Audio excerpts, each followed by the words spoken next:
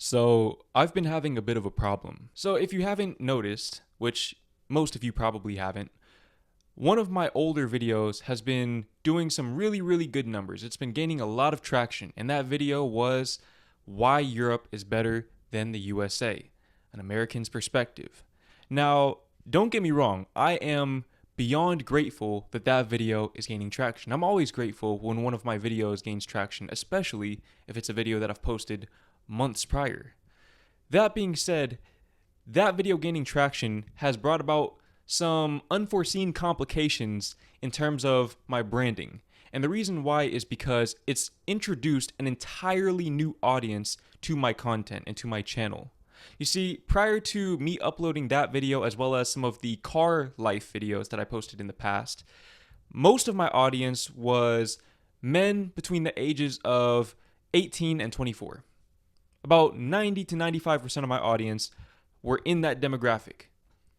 However, now my demographics have evened out. And because of that, I'm in a very weird spot as a creator where no matter what I post, I'm not going to be able to satisfy the desires of the majority of my audience. Doesn't matter what I post. Now, this has been a very frustrating position to be in because right now, obviously, I'm not really actively traveling. I'm saving my money so that I can do more traveling. But because of that, I'm not really able to appease that audience which followed me from that video, from the Why Europe is Better Than the USA video. And I've seen myself losing subscribers on videos which previously would have gained me subscribers and gotten many more views than they've been getting now. And again, this has been very frustrating for me as a creative in terms of figuring out my brand image and my brand direction. But this has also been a blessing in disguise because it's forced me to get back to the essence of not just my brand, but why I even started creating content in the first place. You see, if you go back to my very oldest videos, I'm talking about the primitive years, me showcasing myself dunking a basketball. As simplistic as it gets, those videos set the stage for what my channel would become. All those videos represented was me documenting my life. I was simply documenting one aspect of my life journey.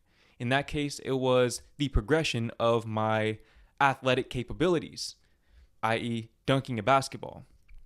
But over time, that evolved into maybe my intellectual and spiritual progression, and just my general view on life evolving as I experienced more of it.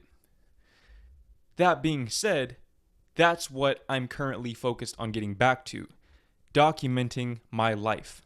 You see, I'm not in a position, and I don't believe anybody's in a position, where I should necessarily be trying to impose my ideals and my viewpoints on life on other people. Even though I believe that I'm maybe a bit advanced for my age in certain aspects, I also feel like the best thing that I can do for people is lead by example, and the best way that I can do that is by documenting my life, by keeping it as simple as possible, documenting my life, and for me, that entails vlogging. You see, the vlog is pretty much the epitome of documenting your life. If that's your goal, if that's your mission with your brand, which if you clicked on this video, it probably already is or it probably will be, vlogging is more often than not the most effective and the most efficient way of doing so because it introduces a certain level of authenticity into your content that you can't necessarily implement if you're doing talking head videos like I've been doing for the better part of the past few years.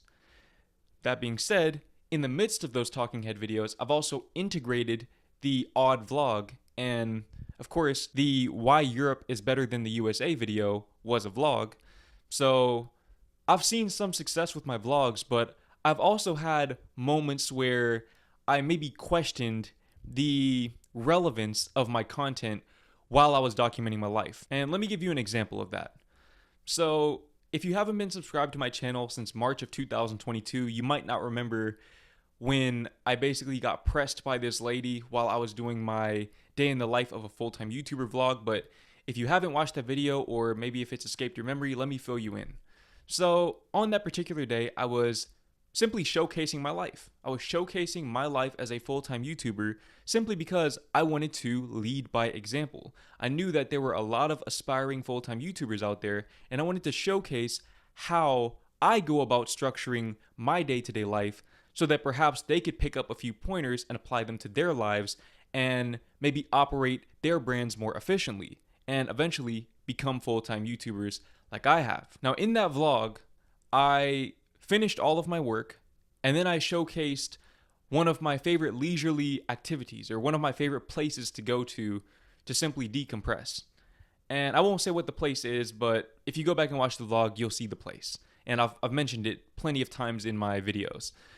That being said, I was walking down the street, just minding my own business, literally minding my business, making a vlog that would serve as a piece of content that I would ultimately get paid for. So, minding my business.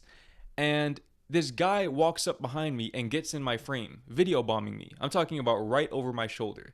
Now, look, I value personal space, so you can imagine that it was a pretty awkward encounter, especially because I didn't see him coming.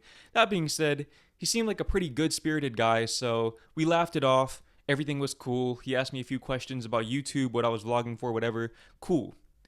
And the conversation was going well.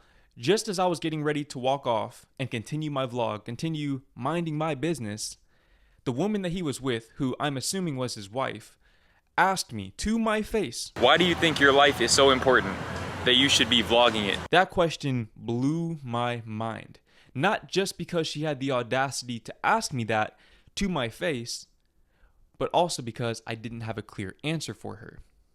I didn't have an answer as to why my life was important enough to be documenting it. And most people probably didn't notice this, but not too long after that video, I ended up taking a break from YouTube, an extended 3-week-long break from YouTube after having posted pretty much every single day for the better part of that previous year. And that was a large part of the reason why. It was because I didn't have an answer to her question, and I realized that perhaps my content wasn't as relevant as I thought it was. And that was a jarring realization. That was a very, very destructive line of thinking for somebody whose entire income is predicated on YouTube and YouTube-related activities. So pretty much the next year and a half, all the way up until about a month ago, I did not have an answer for her question. And at the time, what I told her was that this is what I get paid for. I make money doing this. But that didn't answer her question as to why I felt so important that I should be documenting my life. Why is my life so important that I should be documenting it, vlogging it for the world to see? Why is your life so important that you should be documenting your life and vlogging it for the world to see? I didn't have the answer until about a month ago. I was sitting in my backyard doing my workout, and in between sets, I started contemplating her question yet again.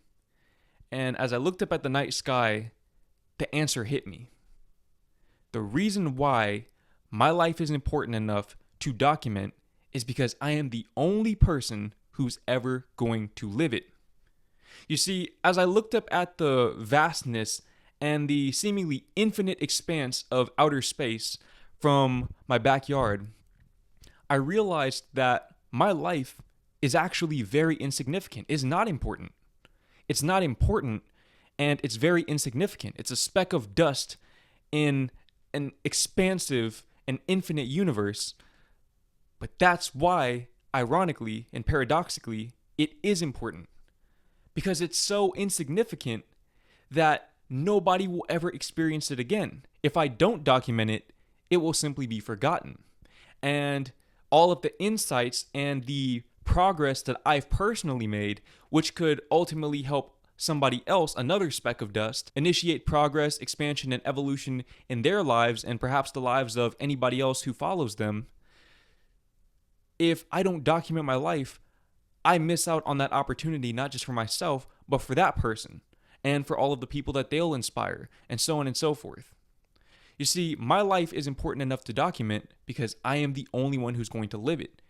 When I say that I am built different, I don't mean that I'm better than anyone else. It simply means that I am literally built differently than you are. I am one of a kind. I am the only person who can be me, and you're the only person who can be you. I was having a conversation with a subscriber recently, and he told me that something that I had told him a year prior, ironically, about a few days or maybe a week after that encounter with that woman, he said that something that I told him on that day really changed his life, and that was, don't be like me. Don't be like me. Be the best version of you that you can be. And I think that's always been an underlying theme in my channel, but I haven't really done the best job of articulating that in the way that I've wanted to, simply because I was still struggling with understanding the importance of my own life, much less helping other people understand the importance of their lives. You're built different. You're one of a kind. Nobody will ever live your life again. Nobody will ever live your life again. Imagine if people from the Roman Empire or ancient Greece, whatever, imagine if those people didn't document their lives, all of the context that we would have missed out on. Think about it. All human history is understood through documentation. And so by you documenting your life, you're simply adding to that vault of human history and by extension, human understanding. You're helping the future generations understand their lives and life in and of itself that much better. And in addition to that, you're also giving yourself the ability to reframe your story. This is probably one of the single greatest benefits that I've experienced from documenting my life. Even though I've primarily done it through talking head videos, just understanding that I'm documenting my life and the progression of these different aspects of myself for the world to see has allowed me to reframe my story in a very empowering light. And what I mean by that is, when you go through struggles, a lot of times it's very easy for you to get caught up in the struggle that you're facing. And you think that that's the end all be all. You think that you will never recover from that. But as a content creator and as an author, as somebody who's made it my duty to document my life, I'm able to reframe any struggle that I face in the light of, this is going to make my story that much more inspiring. Adversity is inspirational. When have you ever paid for a movie or even sat there and watched a movie that didn't include a conflict? I'll wait. You haven't.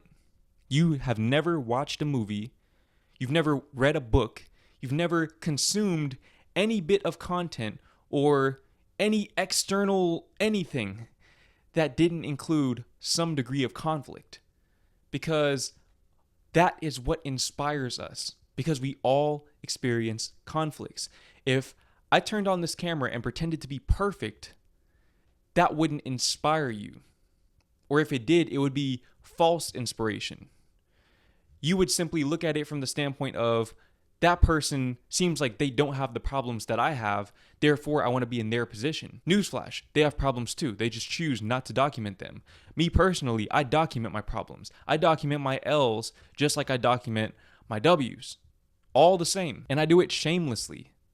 I do it absolutely shamelessly. Something that my friend Bryce Wilson has told me various times in the past is that the best videos that I've made on my channel, or the best videos that I generally make on my channel, are the videos that only I can make, where I'm tapping into the inherent uniqueness of my story.